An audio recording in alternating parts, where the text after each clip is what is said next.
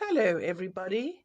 It's me, Fee, or Fiona Timms, otherwise known as White Zulu, author of my autobiography of the same name. And I welcome you all to another chapter of my book. I do hope you're all enjoying my life story, and I must thank all of you for being such dedicated subscribers, especially those who have written such complimentary comments below my videos.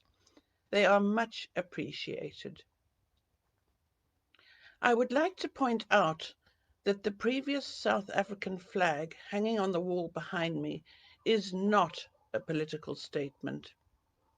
It is simply a piece of history in the background of my first 50 years of my life, being born and growing up in my beloved mother country, South Africa. My autobiography, White Zulu, is not a political commentary, and frankly describes my experiences of growing up with the Zulu tribe as my family. That flag is simply a piece of cloth signifying the history of South Africa. It was originally used by the Union of South Africa from 1928 to 1961, and later the Republic of South Africa until 1994. As we walked back down the aisle, I caught sight of my new mother-in-law out of the corner of my eye. One of my mother's prayers had been answered. Ba was wearing her tartan outfit instead of the baby doll dress. Well, this is obviously because the weather was more like a Scottish summer's day. Cold, mist and drizzle. Scott. Hi, Scott. Hi, Tony from New Zealand. Hello, Clive. Any Natal Midlands people who live in the mist belt know how bone-chillingly cold it gets when the mist comes down, sometimes for 5 days at a time. So it was perfect weather for the tartan outfit. One problem solved. After the speeches were over, oh, wait a minute. I've got some photographs to show you. And they are framed, so they're quite heavy. But this is one of Fred and me, newly married, coming out of the church. Now, when I say my wedding dress was plain, you can now see how plain it was. An Amish woman would have been proud to wear that dress. Absolutely nothing but my face showing and my hands. But look at Fred and his hair color and his slightly red cheeks, many from blushing, and how happy we were at that particular moment. I have another one. It's of us getting out of the car or sitting in, wait a minute. No, not that one. I've got 3 of them. This is before we got into the car. And there we are, newlywed, happy. This was taken by a professional photographer. I have very few of them left. They got lost in all the moves. And some of them my second and third husband got rid of, despite. But there we are, just after the previous photograph, getting into the car. The third and last one is in 2 parts.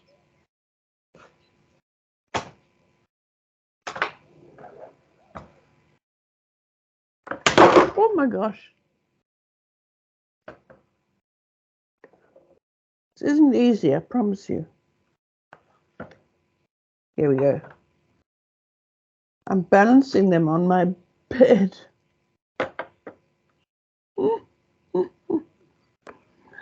Okay, there we are.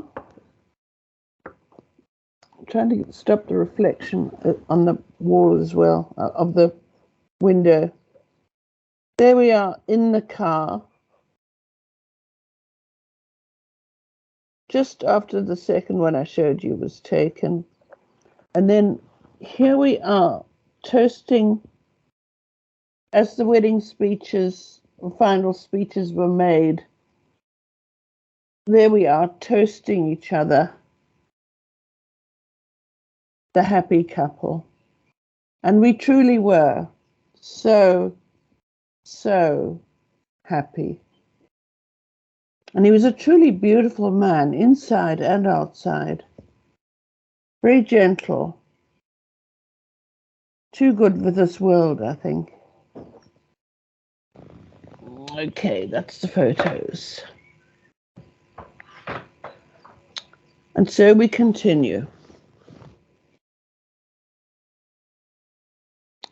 After the speeches were over and lunch had begun, about 3 hours into the reception, Mum hurried over to me, her high heels sinking every now and again in the sodden kikuyu grass, and making her curse as she stumbled. "You've got to hurry up, cut the cake," a tasteful, simple, white, three-tiered affair made by a housewife whose husband owned the Nottingham Road filling station. "And get changed into your going-away outfit now." "But it's still early, and I haven't even had a chance to say hello to my bosses yet," I began to protest. But she cut me off. "Nobody can leave until the bride and groom do, and people will be wanting to get away as soon as possible," she insisted, sharply. "Oh, and get someone to tell Fred to change as well." And with that she was off. I was stunned. I'd only met a few people at the reception, all of whom were friends of my parents, and one of whom was so drunk by then that when she threw her arm over my shoulder to bellow her congratulations in my ear, the weight of her beefy arm had yanked my veil out of its bobby-pinned moorings in my short hair and tugged it right off the back of my head. Folding the precious lace over my arm, I'd had to try and find some kind and sober person to follow me all the way up to the house where we could pin it back on. I could forget about my matron of honor and bridesmaid. They distanced themselves from me the very second they'd been driven over to the pigsty field in the second car with the best man and groomsman, and that was the last I'd seen of them. I finally located a kind and sober woman who'd ever so briefly taught me English for one term at the government school. I had to go there to learn Afrikaans in order to get into St. Anne's to pass the entrance exam. But I'd never heard the language in my life, so I had to have a crash course in Afrikaans at the government school, and she generously left the reception in the marquee to trudge up the boggy lawn and into the house with me. This has all taken a while, and I still hadn't had more than a nibble of one canapé off a tray of delicious-looking dainty caviar, cream cheese, and smoked salmon morsels, which had been handed around with the champagne just after the speeches. Being a country wedding, we didn't have a main bridal table, but many small ones scattered around the marquee, where guests could wander about and socialize. then sit and eat what they'd selected from the sumptuous buffet. I hadn't had more than one sip or two of champagne during the toasts given standing up, and no lunch at all. I knew better than to argue. I suspected that the motive was more for Dad, antisocial as he was, to get rid of everyone as soon and as fast as possible, so he could have the place back to himself and sleep off the gin. I'd remember Dinah complaining about exactly the same treatment at her own wedding when I'd been one of her bridesmaids, that she and John had been bundled off the premises with indecent haste before she'd had a chance to see any of her own friends either, nor had anything to eat. Our parents' theory was to put the bride's needs absolutely last. We were there for show and then had to remove ourselves when ordered to do so. This was practically, well, exactly the way we'd been brought up. Children were to be neither seen nor heard, and young women, just past our teens, were to be pretty much treated the same way. So I found Fred's best man and passed the message on. After sharing the wedding car back with him, Ngiti at the wheel, I hadn't seen anything of my new husband either, apart from standing next to him when the guests toasted us after the last speech. I'd caught the odd glimpse of him, deep in conversation with his parents each time, or more likely, hearing them still trying to talk him out of this most unsuitable marriage. As he told me in the car, they'd continued to do so the second they'd set foot on African soil, South African soil. They were leaving on the flight after hours to go back to Scotland via St. John's Wood in London, and he said he couldn't wait to see the last of them. Fred was as puzzled as I was when we were rounded up and herded towards my little green Mini, which had appeared from apparently nowhere and stood on the front drive, now covered with messages of just married and other things, words scrawled over it in shaving cream, fortunately indecipherable due to the rain having smudged off most of it. There were some old empty tins, lavatory paper and balloons tied to the back bumper with baling string. This was the handiwork of the best man and Fred's groomsmen.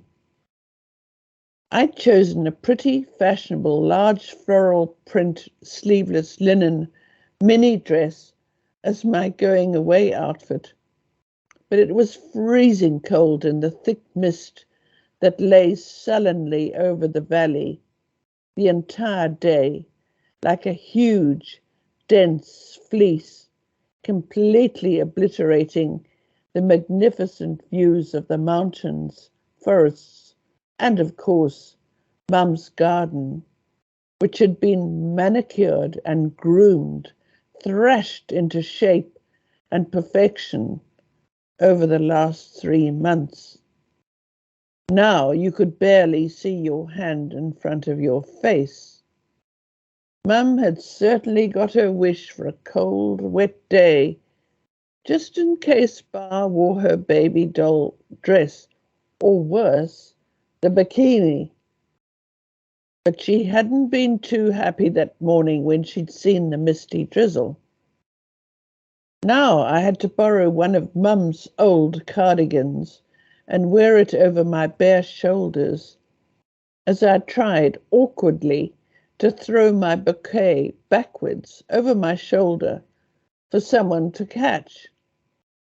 The cardigan slipped off, and I frantically tried to grab it, making a complete hash of the throwing, so that my bouquet plopped a few feet away, somewhere deep into a hydrangea bush, where someone then rummaged around in the wet leaves, found it, and threw it properly for me. There were cheers as Mary, one of my best friends, caught it. And we climbed into the Mini, an embarrassed Fred at the wheel. Not embarrassed at my feeble bouquet throwing attempt, but just at being on display at all. He was so shy. I knew he'd been dreading the wedding, and especially his speech. But he looked absolutely stunningly gorgeous in his grey morning suit and top hat, and with his blushes had stolen the show without having to open his mouth. He'd kept his speech very short and wryly funny, using the same dry, self-deprecating wit that had captivated me the first day I met him. As he put my little car into gear and let out the clutch, nothing happened. We didn't move forward, so he accelerated slightly, and still nothing happened. We both looked around us at the throng of young men who were milling around our car, some very close to it, a bit like a rugby scrum, and who were bumping it gently. And then, through the little smeared window on my side, smeared white by the shaving cream, I glimpsed two strapping young farmers, one of whom I'd known all my life and had had an enormous crush on at the age of 16, and another young polo-playing friend against whom I'd used to ride at the odd gymkhana at Rosetta or Moy River, bent over holding up the back end of the Mini, ever so slightly, just enough to keep the wheels spinning impotently in the air, an inch or so off the ground. With roars of laughter and cheers from the 300 wedding guests, these two dropped the car back down just as Fred, unaware of the shenanigans, gave it another full rev. We shot off like a bullet and disappeared at top speed down the drive, over the cattle grid, and away into married life. Thank God that's over, we said simultaneously, and then burst into laughter of sheer relief. To finally be away from the clutches and control of both sets of parents, hopefully forever. We hadn't bargained for the fact that our wedding day had coincided with a hugely popular race meeting in Maritzburg that same Saturday. This was a motor racing track. I forget what it was called, but there was one just outside Maritzburg, and it had quite a following. Not Formula One, but Formula something, or whatever it was. But it was a madhouse. And for 2 hours we sat in a solid traffic jam on the N2 highway outside the city, knowing that we'd allowed that time to be sure of catching our plane to Joburg, where we'd planned to spend our first night. That is all for the time being, and there's more to come next week. I would like to thank John Moslane for putting aside his Friday afternoons to help me produce these videos. Without him, I could not do this.